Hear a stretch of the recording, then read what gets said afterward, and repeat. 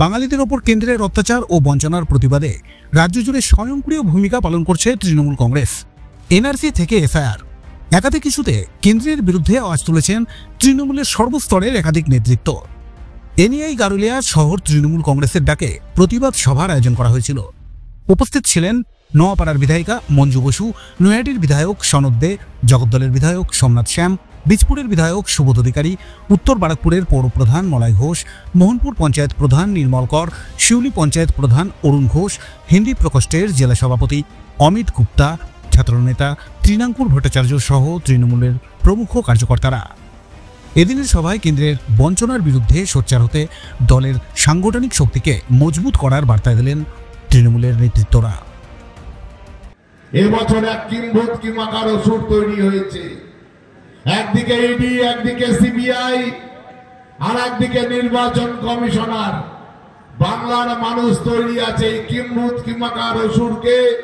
বাংলার মানুষ 2026 সালে বধ করবে। সারা জীবন দেখে এসেছি যে মা দুর্গা অসুরকে বধ করেছে, আর মা দুর্গাকে আশীর্বাদ করবার জন্য লেগেছিল তিনজনকে, এক ব্রহ্মা বিষ্ণু মহেশ্বর। ব্রহ্মা বিষ্ণু মহেশ্বর হচ্ছেন আপনারা যারা সামনে বসে আছেন। মমতা বন্দ্যোপাধ্যায়কে আশীর্বাদ করবে, আর এই কিংভূত কিমাকার অসুরকে বধ করে 240-এর ওপর আসন নিয়ে মমতা বন্দ্যোপাধ্যায় চতুর্থবারের জন্য মুখ্যমন্ত্রী হবে। শুধুমাত্র হিন্দুত্বের দিকে যাচ্ছে, এরা হিন্দুর মধ্যে ভাগ করছে, কে বাংলা ভাষাভাষী, কে হিন্দি ভাষাভাষী।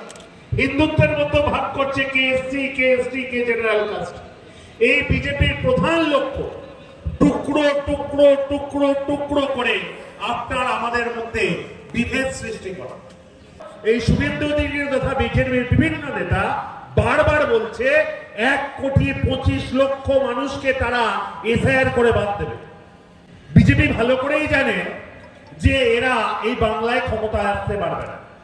2019-এর রেজাল্টের পর 2021 সালে তারা বাংলায় প্রায় 70 লক্ষ ভোট কম পেয়েছে। 2024-এ এদের রেজাল্ট কিন্তু গতবারের থেকেও খারাপ হয়েছে। 2019-এ এরা পেয়েছিল 18টা আসন, 2024-এ এরা পেয়েছে 12টা আসন। 2019-এর পর 2021-এ প্রায় 70 লক্ষ ভোট তৃণমূল কংগ্রেস বেশি পেয়ে জিতেছিল এখানে।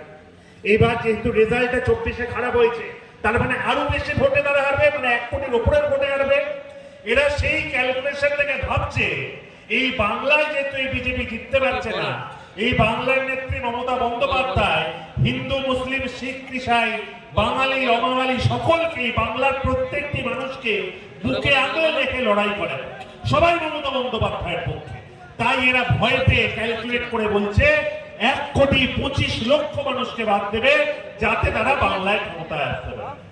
আর এবারে এসআইআর করছে মাত্র 2 মাসে। কি কারণ একটাই, যদি এখন এসআইআর করে 2 মাসের মধ্যে নামগুলো বাদ দিয়ে দেয়, আপনারা 2026 নির্বাচনের আগে সেই নাম আবার নতুন করে আনতে পারবেন না। শুধুমাত্র তাই নয়, যেই জ্ঞানেশ কুমারকে এরা নির্বাচন কমিশনের মাথায় বসিয়েছেন, সেই জ্ঞানেশ কুমার যাতে তাদের পক্ষে কাজ করেন, এই জন্য জ্ঞানেশ কুমারের মেয়ে এবং জামাইকেও বিভিন্ন জায়গায় জেলা শাসক পদে বসে এদের পুরস্কার দেয়। গারুলিয়া থেকে শুভজিৎ কবিরাজ, আজকের সংবাদ।